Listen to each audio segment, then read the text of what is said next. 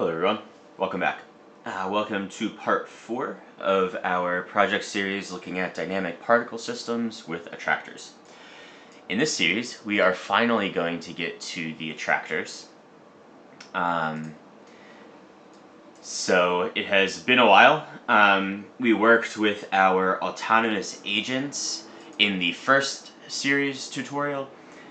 Then we put our particle system together, kind of did some tweaking to get it to work the way that we wanted to and give us some options. Last time we looked at the texture 3D feedback technique to get some really nice crisp particle trails, as well as some other post-processing. And as I just mentioned, in this one, we are going to be adding attractors using the autonomous agents that we built in the first tutorial. So, let me think about where to start. Before I jump into that new stuff, actually, there's something that I forgot to do on our post for the last tutorial. The thing that I want to add before we jump into adding our attractors is just a quick bit of post. That post is going to be to add some sparkle to our render. So to do that, I'm going to jump down to my particles GPU. I'm going to middle mouse click on the depth. I'm going to add an out. Call that out depth.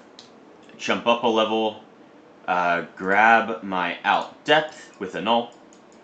Copy and paste this feedback. Drag this into it. Add a out after this. Call that out depth as well, my out render. And then this feedback, I'm going to just hard code this to something like 0.93. I'm just hard coding that so that we don't actually change our depth map feedback as we mess around with the post. Then we can grab a null out here, call it depth.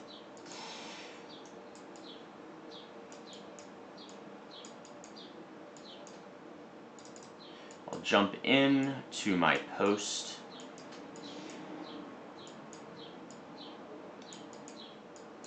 All I did, so I did change one thing, but after the last tutorial, that was just literally reordering these two components. I am not convinced that it necessarily makes that big of a difference, but that's why it looks ever so slightly different. If you download the project file from last time, it's saved there. Anyway, what we're gonna do is with a select top, look for our top called depth with lowercase letters, that is one level up.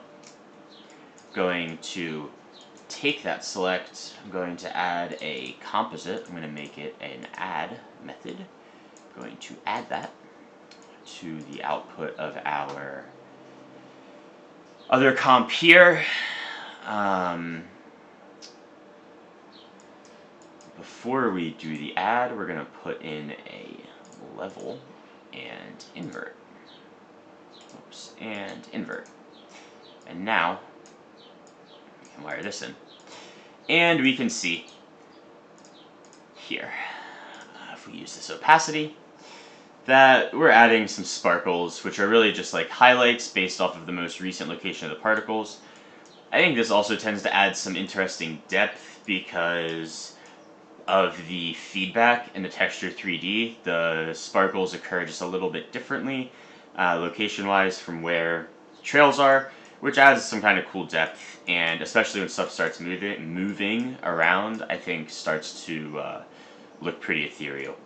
So I'm just going to parameterize this opacity and call it sparkle weight, and that will allow us from up here to turn on or off those sparkles, which I think are just nice.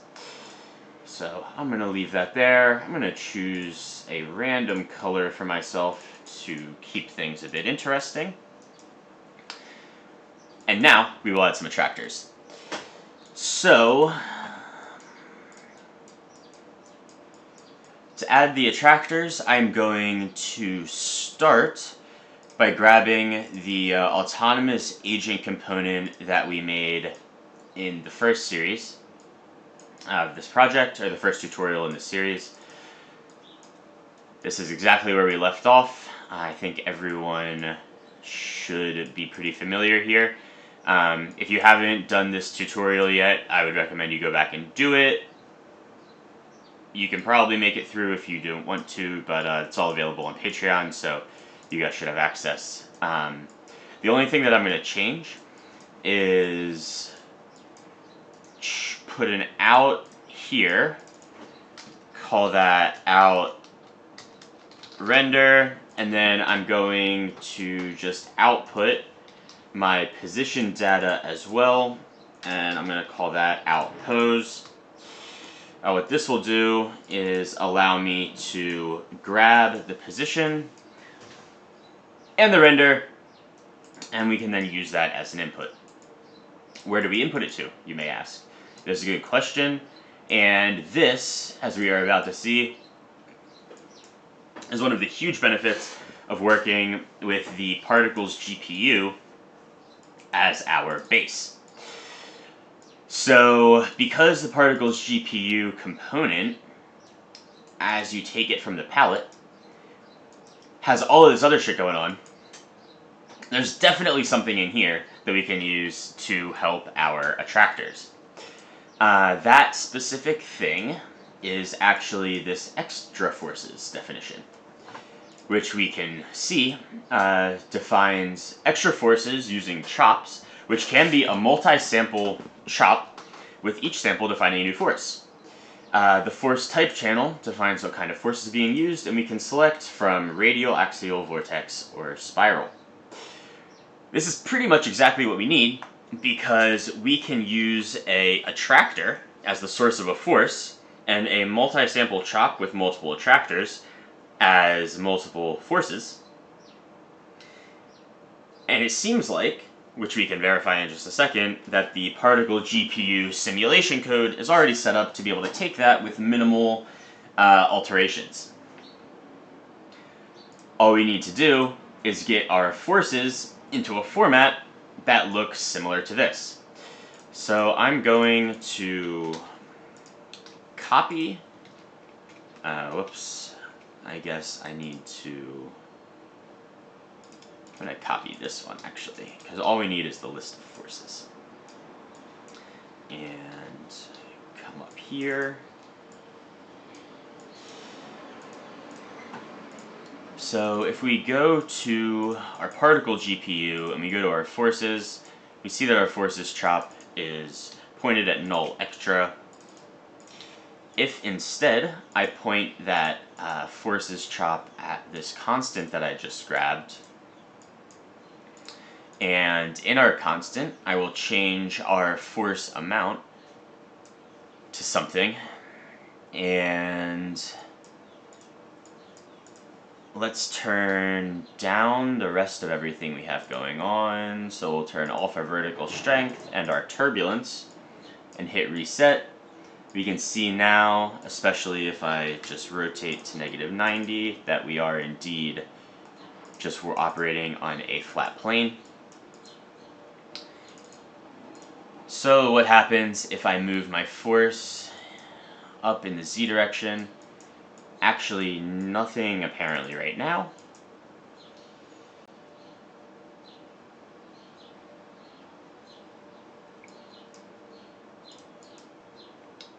But if we look, it does seem like this should be tracking for us. So we would then wonder what's going on.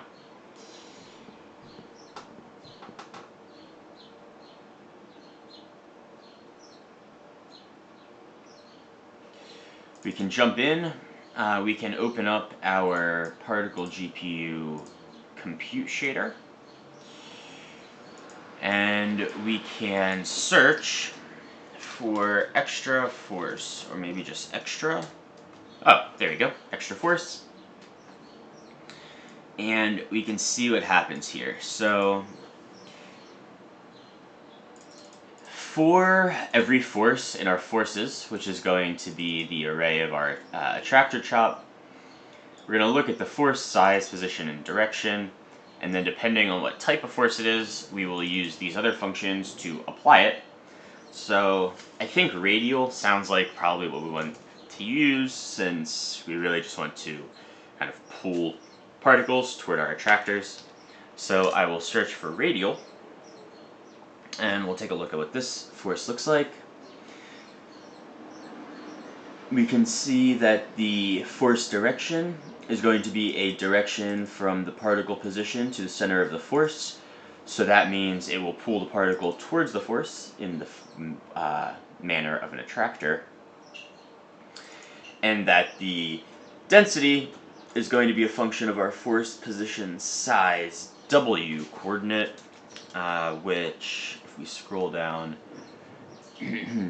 we can see that that will be populated automatically for us, and it will be populated from this chop chain. Force radius is the W parameter of the force position, which is what is being read in here as this uniform. So essentially, our force radius is what will determine how far away a particle can be from our force before it is impacted. So if we turn our radius up, we can see that the visualization here is starting. And then as I change my force position in the Z direction, well, we see something's happening, but it's not totally clear what.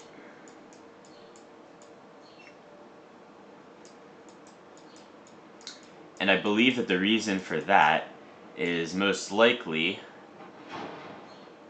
that we have some transformations that we are not appropriately taking into account. So let's try and figure out what's going on here. We have our force position Y, which is what's moving. And we can see that the Y is going kind of off in the back. Our force position Z is taking us up and down. And then our force position X will move us to the left and to the right.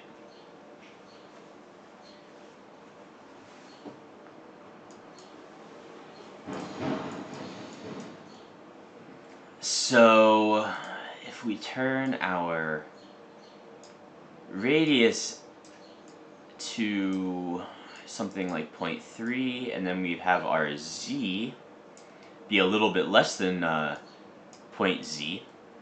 Sorry, if we have our radius be a little bit bigger than the Z component of our force position, that means that the radius will, kind of extend to cover some particles, and that means that we should see particles affected by our force. If our radius is 0.35, then I guess if I make our force position Z just ever so slightly below that, and turn off display external forces, then we can see, as I really in a fine way change the height of this force, we kind of see that like little circle appearing in the particles as our force is becoming closer to them, and the zone of particles that are actually being acted on by the force increases.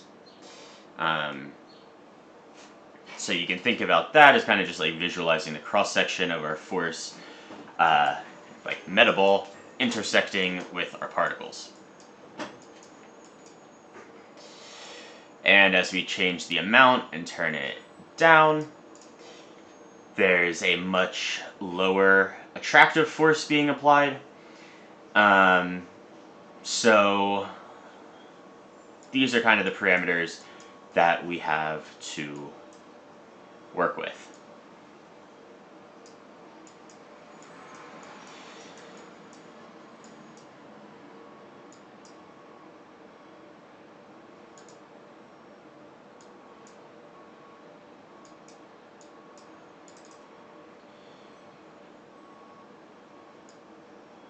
So I'm going to drop a null after this constant, call it Attractors, drag and drop this onto my constant. I'll parameterize my component. I will allow us to turn on and off our display and render forces with that parameter. And then I will add an in, and we can just default this to 0. So now we have no external forces by default, but we have the ability to pass in a chop, which will contain information about them. And we can control what's on and off by using the amount and the radius. So now we just have to convert our autonomous agents to data that we can pass in as attractors.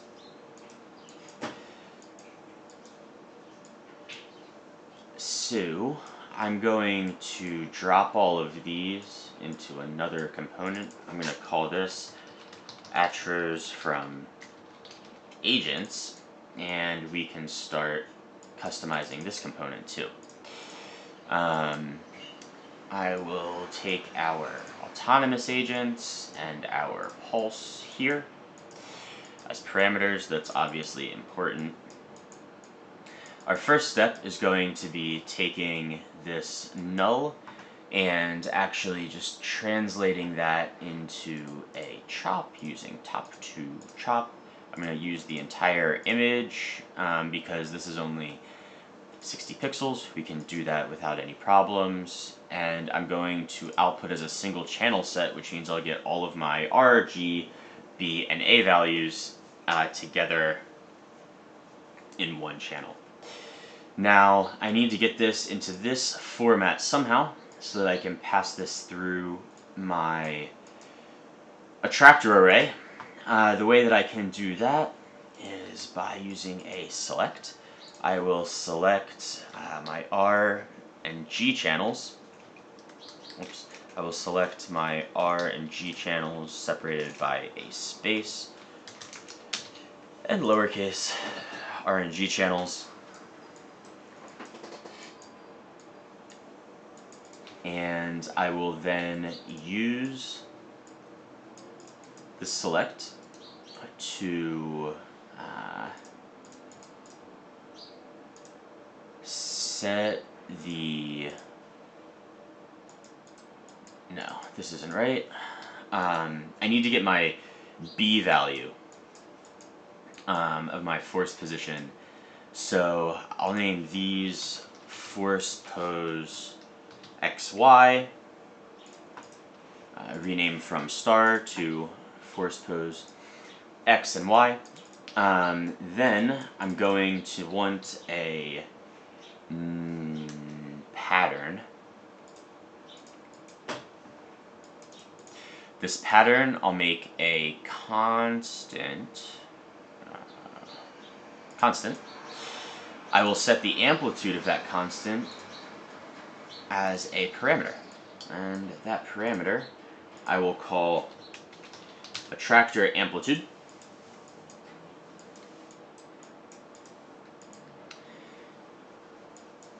And the name of this channel will be force pose Z. Then I can use a merge to put all of these together into the same channel, except I don't actually want these. And I can wire in this top 2 to my pattern to make sure that I have the same number of samples in it exactly as needed. Now, just to be anal, I will reorder these so we go force pose XYZ just down like that. Okay, so what else? Our force radius and force amount. As we know, those are the two big controllers of our actual forces being applied. So I'm going to use a noise for that. And our noise, we will have one, we'll call it, what should we call it? How about agent attractor radius? And we can give that maybe a range max of like 0.5, and we can default it to 0.1. And we'll have another parameter called agent attractor radius variation. And that can go from 0 to 1.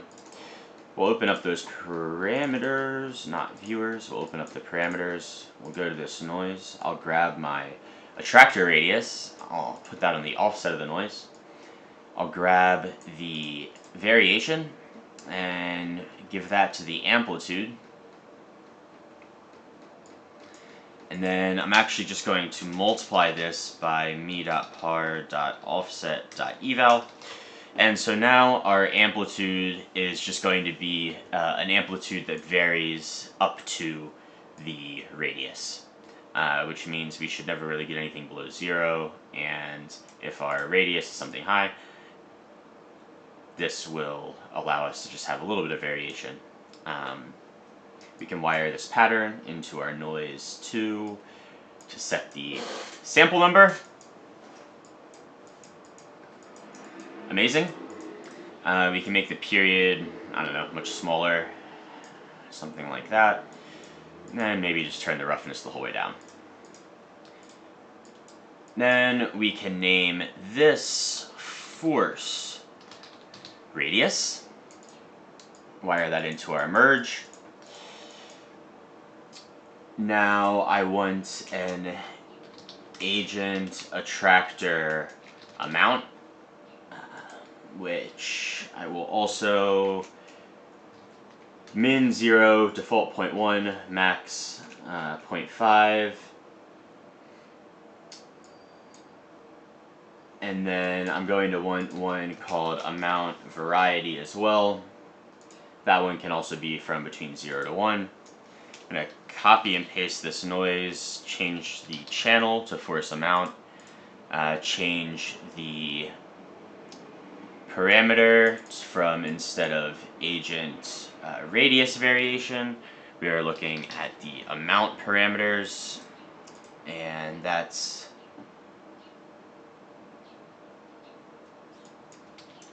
fine. Agent amount variety, and then we just need our offset set to agent attractor amount parameter, which I should have .eval on for best practice, and boom, just like that, we have our force amount and our force radius, which is great.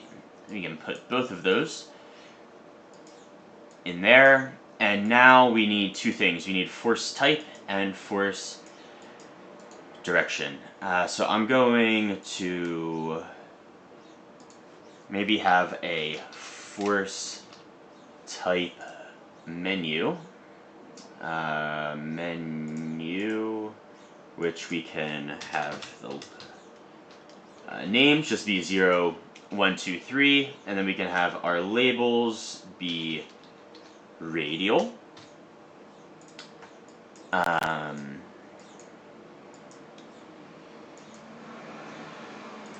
forget the order, so we have to go check in here and in here.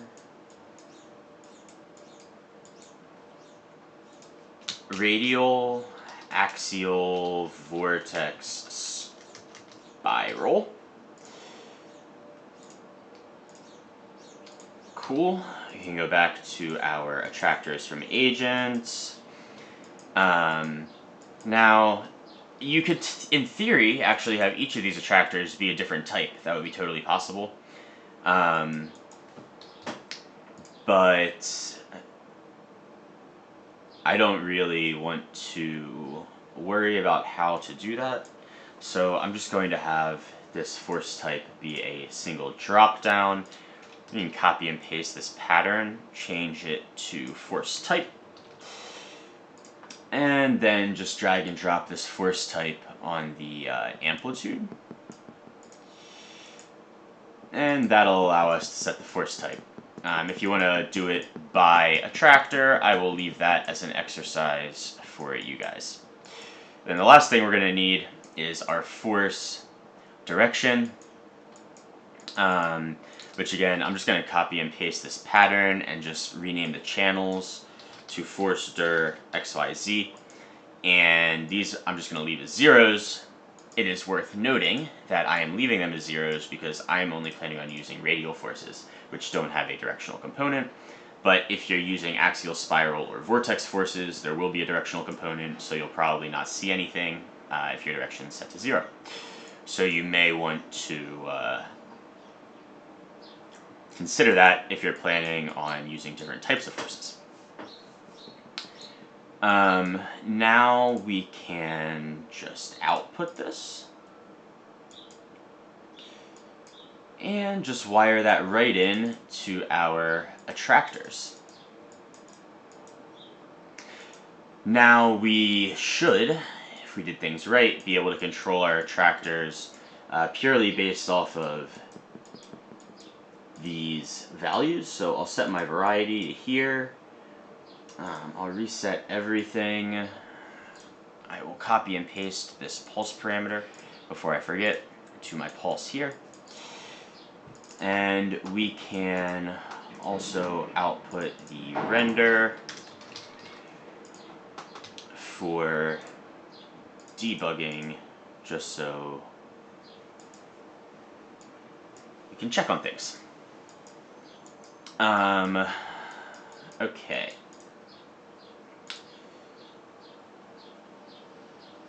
So if we if we turn up our amount, we can see something is happening for sure. If we turn up our radius, we can maybe start to understand a little bit more. But we should probably just turn on display extra forces to really understand what's happening here. Now, if I make our radius small and maybe our amount much higher, we can see that this does not look quite what we expected, or maybe what you expected, but what I would like is to have kind of the forces, as I've shown before, at the same plane as the particles, so that they're actually being used to kind of pull the particles up or down off of the plane based on our forces.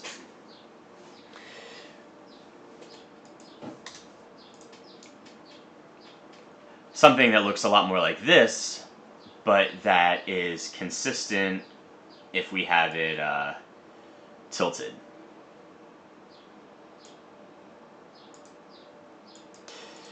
So let's go in here.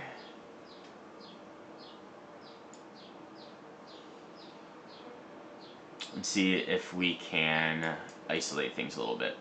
So I'm going to go back to my minus 80 rotation. And what's going on is that we need to convert our forces to the same space as our other forces, to the same space as our particles. One way that we can do that is using the transform XYZ, which is going to transform an object based on some coordinates, which we can actually just apply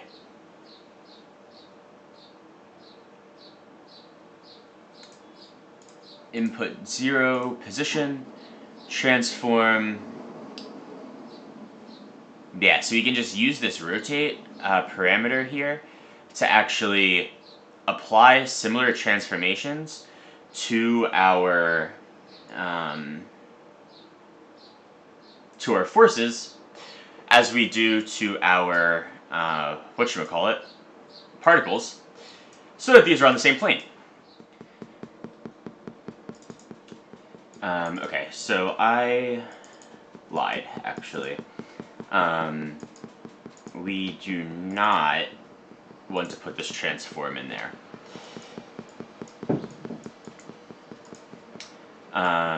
And as we will see, actually, there is just a problem in our rendering, but not actually in our calculation. So all we need to do is reference these transforms from the particle geometry into the attractor geometry, either by that or you could literally just parent it if you wanted to. And now, I believe, we should see what we expect, which is as we have the attractors that are coming close into contact with their particles, that indeed we see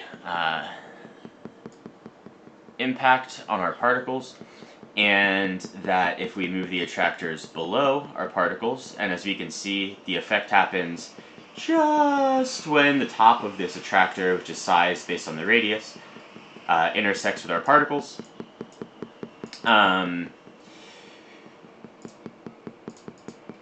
We can see the impact of that here, which is pretty cool, in my opinion. So what I'll do a lot of the time is set the radius equal to the height, and then change the radius to like maybe 10% more than the height, or something like that, so that we can move our height, but know that our radius is kind of always going to be sized appropriately, although it should be the absolute value of the height.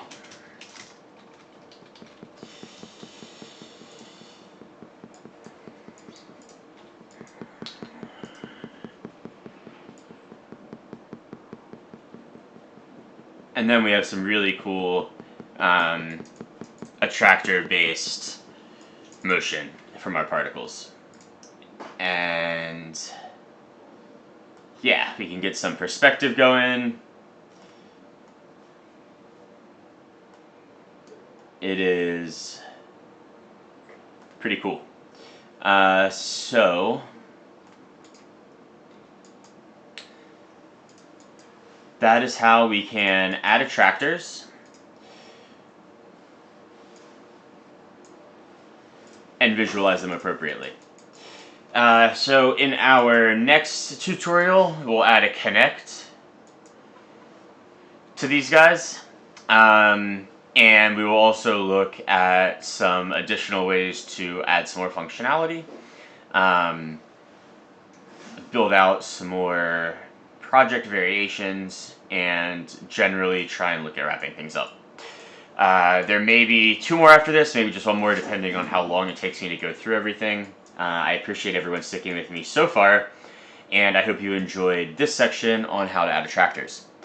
So with that, I will leave you here. Thank you to all of my Patreons. Your support means a ton to me, and if you guys have been enjoying these videos, please like and subscribe in YouTube. So with that, I will leave it until the next time. Good luck and happy creating.